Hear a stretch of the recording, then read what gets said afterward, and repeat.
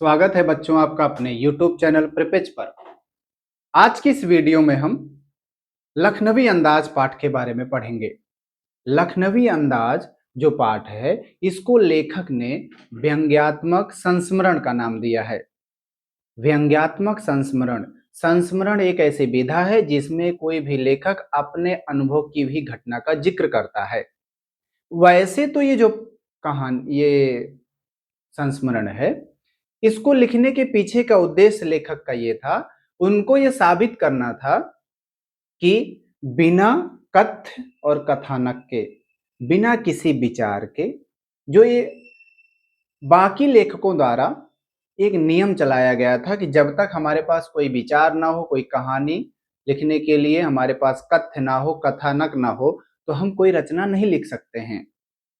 इसी बात को झूठा साबित करने के लिए उन्होंने ये रचना लिखी हुई है और इसका जो प्रूफ है इसको वो साबित करते हैं कहानी के अंत में। इस पाठ के अंत में आप एक लाइन अपनी पुस्तक में पाएंगे लिखा हुआ, और अभी मैं उसको बताऊंगा भी कि जिस प्रकार से खीरे को बिना खाए हुए उसका आनंद लिया जा सकता है लखनऊ के एक नवाब के द्वारा, नवाबी दिखाने के जो थोड़े से आदी थे, ठीक उसी प्रकार से हम कोई भी एक स्वतंत्र रचना लिख सकते हैं। यदि बिना खाए हुए हमारी आत्मा तृप्त हो सकती है तो क्या स्वतंत्र रूप से कोई कहानी नहीं रची जा सकती है? बिल्कुल रची जा सकती है।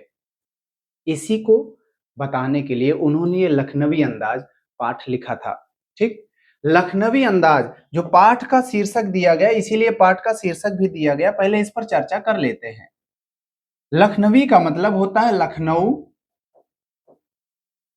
से संबंध रखने वाला, ना, संबंध रखने वाला। ठीक, और अंदाज हाव भाव।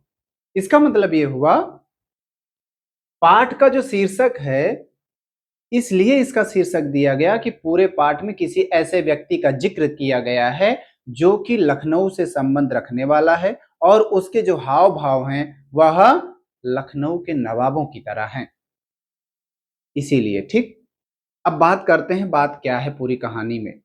ठीक, पूरे पाठ में क्या बात बताई गई है। हुआ एक दिन क्या कि जो लेखक हैं उनकी जो लोकल ट्रेन जिससे वो सफर करते हैं, उनकी वो ट्रेन छूट गई। उन्हें थोड़े समय के लिए यात्रा करना था। लेखक के मन में विचार आया कि किसी ट्रेन से हम सफर कर लेते हैं, लेकिन जैसे ही वो ये सोचते हैं तुरंत उनके मन में आता है कि मैं जिस भी ट्रेन में सफर करूंगा वहां भीड़ भाड़ होगी। इसीलिए भीड़ भाड़ से बचने के लिए उन्होंने द्वितीय श्रेणी का टिकट लिया, सेकंड क्लास का।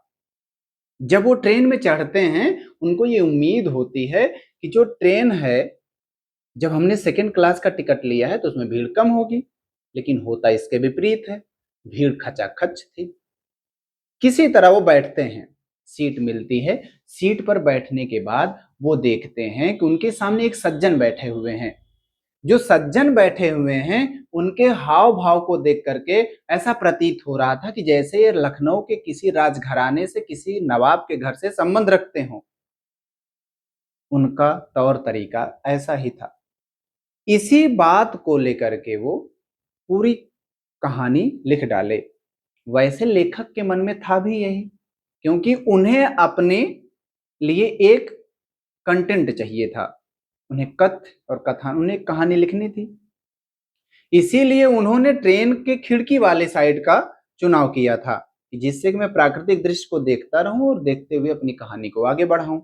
लेकिन जब वो बैठते हैं तो उन्हें, जब लखनऊ के वे सज्जन मिलते हैं, उन सज्जन को देख करके उनमें, उनके मन में क्या कुछ बातें आती हैं वो सब इस पाठ में है। अभी एक एक करके सबको जानते हैं। ट्रेन का सफर और लेखक का प्रवेश, सेकंड क्लास का चुनाव, वही हमने बात बताई कि जो लेखक हैं वह भीड़ भाड़ से बचने के लिए द्वितीय श्रेणी सेकंड क्लास का टिकट लेते हैं जिससे कि वो भीड़ से बचें। इसीलिए वो बैठते हैं, लेकिन होता इसके विपरीत है, भीड़ वहां भी होती है। किसी तरह वो ट्रेन में अंदर प्रवेश करते हैं, वहां वो बैठते हैं। जो उनकी सीट होती है उस सीट के ठीक सामने वहां एक सज्जन बैठे होते हैं। जो सज्जन थे वे ऐसे भाव भाव दिखा रहे थे। उनका जो व्यवहार था वो ऐसा था कि जैसे कि वह लखनऊ के किसी नवाब से हो। लखनऊ नवाबों के शहर के नाम से प्रसिद्ध है। तो डिब्बे में प्रवेश करते हैं, ये सब बातें बताई हमने। अब देखिए क्या हुआ था कि डिब्बा खाली नहीं था। वहां एक बर्थ पर लखनऊ के नवाबी परिवार के एक सज्जन पालथी मारकर बैठे थे और उनके सामने तौलिए पर 2 ताजे चिकने खीरे रखे थे। सारी बात इसी खीरे को देख करके लेखक ने लिख डाली। केवल 2 खीरे को देख करके उन्होंने इतना बड़ा व्यंग्यात्मक संस्मरण लिख दिया, जिससे सीख भी मिली है। क्या है आगे बात करते हैं। नवाब साहब की नाराजगी और लेखक के अनुमान। लेखक ने जब देखा नवाब साहब को, तो लेखक को यह अनुमान हुआ, लेखक को यह अंदाजा हो गया, लेखक को ये समझ में आया कि जो नवाब साहब हैं, देखिए उन सज्जन को लेखक ने नवाब साहब की संज्ञा इसलिए दी है क्योंकि वो साहब जो थे वे राजघराने के जैसा व्यवहार कर रहे थे, जैसे कोई राजाओं महाराजाओं का परिवार हो और उससे संबंध रखने में, मतलब कोई राजा जैसा व्यवहार। नवाब की असुविधा, उनकी असुविधा क्या थी? एकांत में अचानक लेखक के आ जाने से नवाब साहब के ध्यान में बाधा पड़ी और उनके चेहरे पर नाराजगी साफ दिखाई देने लगी। अब देखिए, एक तो लेखक स्वयं भीड़ से बचने के लिए सेकंड क्लास का टिकट लिया, ऊपर से नवाब साहब को समस्या लेखक से हो रही है, क्योंकि नवाब साहब जो वहां बैठे थे, नवाब साहब मतलब वो जो सज्जन थे, जो सज्जन वहां बैठे थे, उनका ये मानना था कि आराम से वो अकेले सफर करेंगे। लेखक पहुंच जाते हैं, ये दुविधा डाल देते हैं, व्यवधान उत्पन्न करते हैं उनके नवाबी अंदाज में, उनके नवाबीपन में। तो क्या होता है आगे? आगे क्या होता है? बातचीत का अभाव। लेखक देखते क्या हैं कि जो सामने वाली सीट पर सज्जन बैठे हैं, जिन्हें वो नवाब कहते हैं लखनऊ का, वो जो सज्जन है वो लेखक से बात करना ही नहीं चाह रहे हैं। उन सज्जन के मन में लेखक के प्रति कोई दिलचस्पी ही नहीं कि लेखक से कुछ बात करें। तो लेखक को ये लगा कि भाई ये कैसा व्यक्ति है कि जो छोटे से, अभी मुझे थोड़ी देर की यात्रा करनी है और उसी में थोड़े समय के लिए अपना ये छोटापन क्यों दिखा रहे हैं। वाकई में जो लेखक का ये कहना है कि नवाब साहब हैं, वो उनका व्यंग्यात्मक जो बोली थी उनके लिए, व्यंग्यात्मक कथन था ये। आगे क्या? लेखक का अंदाजा, लेखक को अंदाजा हो जाता है क्या कि नवाब साहब ने पैसे बचाने के लिए सेकंड क्लास का टिकट लिया होगा। थोड़ा सा पावर कट हुआ है, ऑन करता हूं। और जब नवाब साहब ने सेकंड क्लास का टिकट लिया तो उन्होंने इसलिए इस सीट का चुनाव किया कि यहां वे आराम से सफर करेंगे। लेकिन होता इसके विपरीत है, वहां पर उन्हें लेखक मिल जाते हैं और लेखक मिलते भी हैं तो सामने वाली सीट पर ही मिल जाते हैं, जिससे उन नवाब साहब के जो मन में थोड़ी सी चिंता आ जाती है कि आखिर जो मेरा ये स्वभाव है नवाबीपन दिखाने का, जिसमें मैं खुद को एक राजा की तरह पेश करूं, पालथी मार करके भले उन्होंने कहा बैठे थे,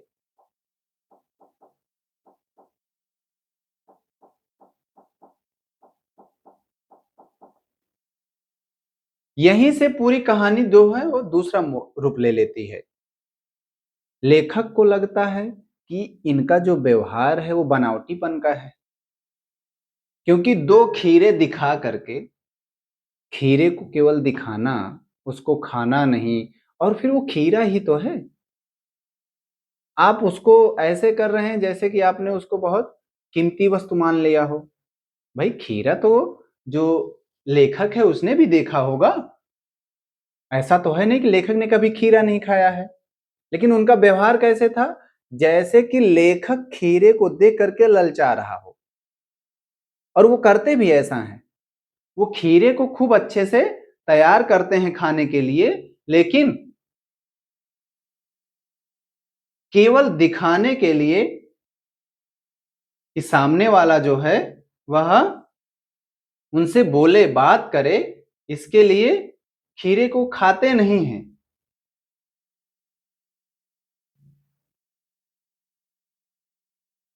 पेज कहाँ गया भाई?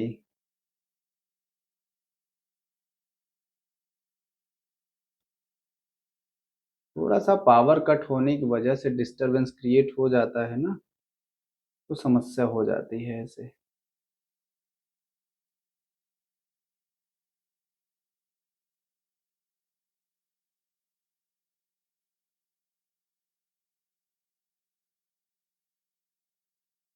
ठीक। लेखक को लगता है कि जो नवाब साहब हैं, ये सफेद पोश आता है कि भले आदमी के समान कोई संकोच नहीं करेंगे वो, लेकिन ऐसा होता नहीं है। अगला है नवाब साहब का प्रस्ताव और खीरा काटने का सलीका। जो वहां सज्जन बैठे थे लेखक के सामने, वो अपना व्यवहार ऐसा करते हैं जैसे कि वो प्रस्ताव दे रहे हो कि आपको खीरा खाना है, लेकिन लेखक मना कर देता है। देखिए, अचानक प्रस्ताव। कुछ देर खिड़की से बाहर देखने के बाद नवाब साहब ने अचानक लेखक से खीरा खाने का प्रस्ताव रखा। कह और कहा क्या? शौक फरमाएंगे? मतलब क्या अभी इसको खाने का शौक रखते हैं? लेखक क्या कहता है? लेखक का इनकार। लेखक को नवाब का यह अचानक बदला हुआ व्यवहार अच्छा नहीं लगा। उन्होंने अपना आत्मसम्मान बनाए रखने के लिए शुक्रिया कहकर मना कर दिया। देखिए, लेखक ने मना इसलिए किया क्योंकि नवाब साहब का व्यवहार पहले से ही ऐसा था। उनका जो हाव भाव था, उसको देख करके लग रहा था कि लेखक के आ जाने से उनके नवाबीपन में जो है वो दुविधा उत्पन्न हो रही है। तो लेखक ने सोचा कि यदि अभी मैं कह दूं कि हाँ मुझे खाना है और ये मना कर दिए, इससे अच्छा अपना आत्मसम्मान बचाने के लिए भलाई इसी में मैं मना कर दूं, मैं खुद ही कह दूं कि नहीं मुझे नहीं खाना है। आगे क्या होता है? खीरा तैयार करने का नवाबी तरीका। बड़े चाव से खीरे को निकालते हैं, उसको मसाला निकालते हैं। मसाला निकालने के बाद देखिए, जो एक खीरा तैयार करने का नवाबी तरीका है वो ये है कि खीरे को खूब अच्छे से धुलेंगे, धुलने के बाद उसको मिर्च मसाला निकालेंगे, काटेंगे, खाने के लिए तैयार करेंगे, लेकिन खाएंगे नहीं, क्योंकि उन्हें खाना नहीं है, उन्हें केवल दिखाना है कि मैं देखिए किस प्रकार का व्यक्ति हूं। देखिए, चाकू से उसके सिरे काटकर झाग निकाला और छीलकर बहुत ही करीने से फांकों को तौलिए पर सजाया। समझ रहे हैं ना?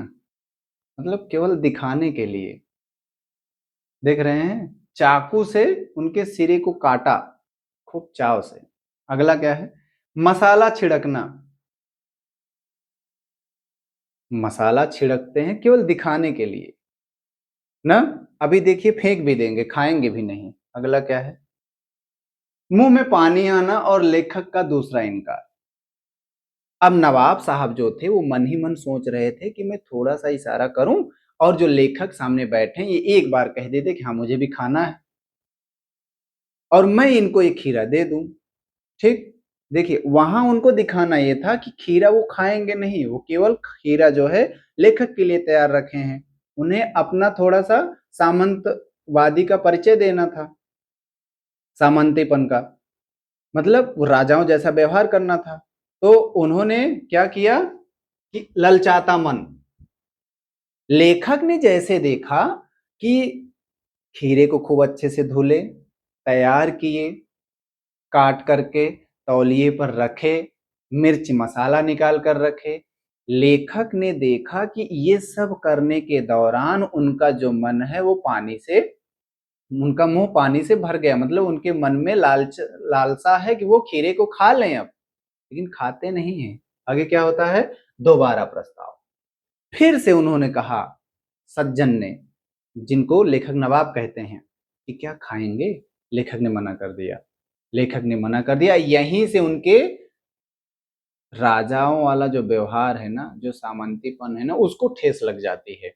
अरे, ये साधारण सा लड़का मेरे प्रस्ताव को ठुकरा रहा है और मैं लखनऊ का नवाब, मतलब मैं लखनऊ से संबंध रखने वाला, नवाबों के शहर से रहे संबंध रखने वाला, नवाबों के शहर में रहने वाला व्यक्ति किसी को पूछ रहा है और वो मना कर रहा है, और वो भी कल का लड़का। आगे क्या होता है? आत्मसम्मान और बहाना। क्योंकि लेखक पहले ही मना कर चुके थे, तो उन्होंने कहा कि इसको खाने से, देखिए, उन्होंने अपना आत्मसम्मान बचाते हुए कहा कि उनकी अभी इच्छा नहीं है, उनकी पाचन शक्ति कमजोर है। इसके लिए आपके पाठ में जो शब्द आया है वो मेदा आया है, ठीक। मैंने वो लिखा नहीं है। मेदा का मतलब होता है आंत, ठीक। आमाशय, सॉरी, आमाशय कहिए, छोटी आंत बड़ी आंत दो होती हैं, ये बड़ी आंत, ठीक। मतलब एक उनकी पाचन शक्ति कमजोर है, भोजन पचने के बाद आमाशय में ही जाता है ना, लार्ज इंटेस्टाइन में। तो लेखक ने जब मना किया, और मना करने के लिए इस बार उन्होंने बहाना बनाया कि भाई मेरा पेट खराब रहता है, मैं खा नहीं पाऊंगा इसको। वाकई में खीरा खाने से पेट खराब नहीं होता, पेट सही होता है, ठंडक मिलती है। लेकिन लेखक ने बहाना बनाया, तो उसमें होता क्या है? खीरा खाने का अनोखा लखनवी अंदाज। देखिए, यही से जो बात थी, इसी को ध्यान में रख करके लेखक ने पूरे पाठ का नाम ही दे दिया था लखनवी अंदाज। अब उनका खीरा खाने का जो अनोखा अंदाज था, राजाओं वाला, क्या था अंदाज, अभी खाएंगे ही नहीं, दिखा रहे हैं। तो ये लखनवी अंदाज का मतलब लखनऊ से, देखिए, स्वाद की कल्पना, मतलब उन्होंने केवल स्वाद की कल्पना की कि खूब अच्छा होगा, टेस्टी होगा, खाने में खूब स्वाद मिलेगा, लेकिन खाते नहीं है। देखिए, नवाब साहब ने खीरे की एक फांक उठाई, उसे होठों तक ले गए, उसे सूंघा, और स्वाद की कल्पना से उनके मुंह में पानी आ गया, जिससे वे गटक गए। देख रहे हैं कितना नवाब, मतलब कोई व्यक्ति खीरे को केवल हाथ में लिया है, उसको सूंघ लिया, खीरे को सूंघने के बाद उनके मुंह में पानी तक आ गया, लेकिन वो खाए नहीं।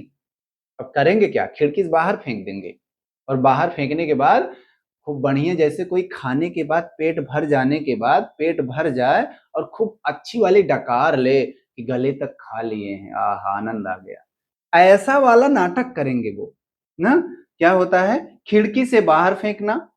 इसके बाद उन्होंने, कौन? नवाब साहब, जो सज्जन व्यक्ति थे लेखक के सामने, वो बिना खाए ही केवल सूंघ लेते हैं, और फिर सूंघ करके खीरे को खिड़की से बाहर फेंक देते हैं। बाहर फेंकने के बाद लेखक का अंदाजा, ये कहां से आ गया, ठीक, गर्व का प्रदर्शन। अब यहीं से लेखक ने देखा कि जो नवाब साहब थे ना, जो सज्जन व्यक्ति थे, जब उन्होंने खीरे को फेंक दिया तो उन्हें अभिमान हुआ, उन्हें गर्व महसूस हुआ कि मैंने खीरे को खाया नहीं, सामने वाले व्यक्ति ने मना कर दिया तो मैंने भी नहीं खाया, और मैंने ये कह करके उसको बाहर फेंक दिया कि आजकल के खीरे भी ना मैदे को खराब कर देते हैं। फिर से पावर कट हुआ, ऑन करता हूं। अब देखिए, किसी व्यक्ति का खीरे को अच्छे से धुलना, खीरे को धुल करके सजाना, सजाने के बाद मिर्च मसाला तैयार करना, मिर्च मसाला तैयार करने के बाद किसी व्यक्ति के मना करने की वजह से उसको ना खाना, जबकि उसको देख करके मुंह में पानी आ रहा हो, ये क्या है? ये बनावटीपन ही तो है, ये दिखावा ही तो है। और जो ये पूरी कहानी लेखक बता रहे हैं, इसके माध्यम से अभी वो कुछ सिद्ध करने का प्रयास कर रहे हैं, वो तो मैं अभी आपको बाद में बताऊंगा। यहां पर जो सज्जन थे, उनको खूब अच्छा लगता है, गर्व महसूस होता है कि जब सामने वाले व्यक्ति ने मेरे कहने के बाद मेरे प्रस्ताव को, मेरे आमंत्रण को उसने ठुकरा दिया कि मैं खीरा नहीं खाऊंगा, इसीलिए मैंने भी उस खीरे को खाया नहीं, मैंने उसको सूंघ करके ही अपनी आत्मा को तृप्त कर लिया। मेरी जो आत्मा है वो उसको सूंघ करके ही तृप्त हो गई, उन जो है पेट भर गया। ये क्या है? ये दिखावा है ना, ये बनावटीपन है ना। लेकिन इसको लेखक जो हैं, उन सज्जन के इस बात को शस्त्र की तरह प्रयोग करते हैं। कैसे? कहानी लेखन में उस समय एक विधा, एक प्रचलन चला था कि बिना कथ्य के कहानी लिखी नहीं जा सकती है, और यदि कहानी लिखना है तो कहानी में पात्रों का होना, विचार का होना, किसी विचार पर ही कहानी लिखी जा सकती है। यदि ऐसा नहीं है तो वो कहानी जो है सही कहानी नहीं मानेगी, ठीक है ना, मानी जाएगी। अब लेखक ने यह सिद्ध करने का प्रयास किया है, क्या, इस खीरे को न खाने की वजह से, जब कोई एक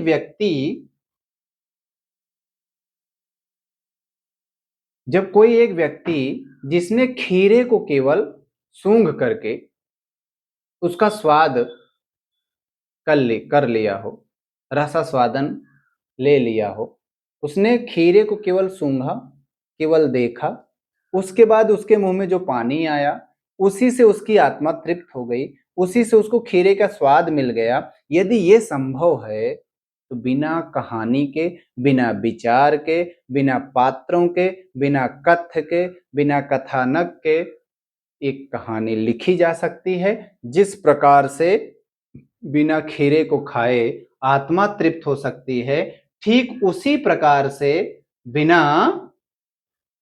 पात्रों के और बिना कहानी के हम एक कहानी लिख, बिना विचार के हम एक कहानी लिख सकते हैं। थोड़ा सा ये कुछ इसमें टेक्निकल इशू आ रहा है, क्या लग रहा है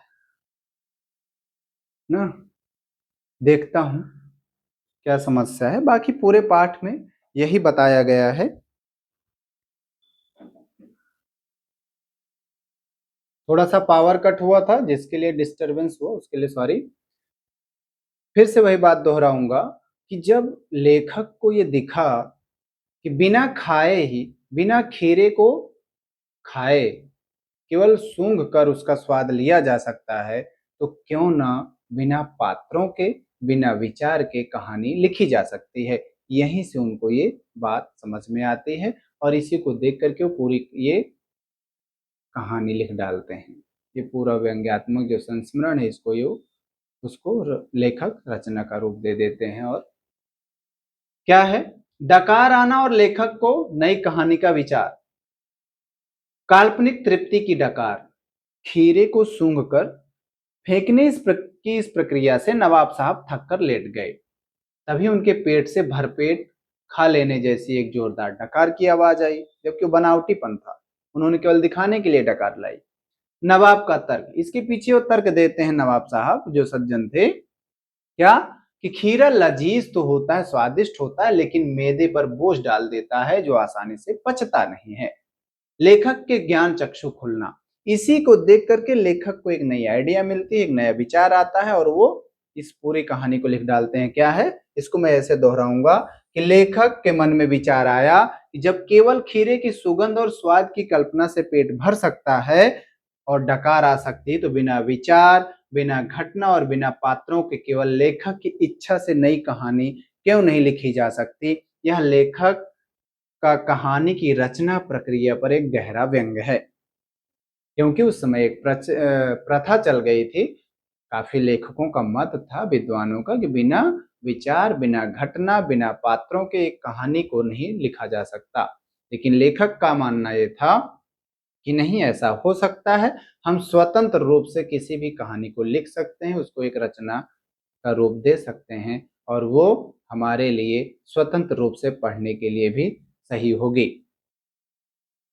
उसके पीछे का तर्क यही है। ठीक, उम्मीद करते हैं विश्लेषण समझ में आया होगा। जो बीच में थोड़ा सा पावर कट होने की वजह से डिस्टरबेंस हुआ, उसकी वजह से स्लाइड इधर उधर हुई। एक बार मैं सब स्लाइड को आगे पीछे कर देता हूं जिससे कि आप उसको, जो भी पॉइंट्स मैंने यहाँ आपके लिए लिखे हैं वो आप उसको नोट कर लें। ठीक, चलता हूं स्लाइड की तरफ। अंत में यह है, एक एक करके मैं पहले स्टार्टिंग पर चलता हूं। ठीक, पहले ये कि ट्रेन का सफर और लेखक का प्रवेश, नवाब साहब की नाराजगी और लेखक के अनुमान, नवाब साहब का प्रस्ताव और खीरा काटने का सलीका मतलब तरीका, मुंह में पानी आना और लेखक का दूसरा इनकार, लेखक खाने का अनोखा लखनवी खीरा खाने का अनोखा लखनवी अंदाज, और डकार आना लेखक को नई कहानी का विचार।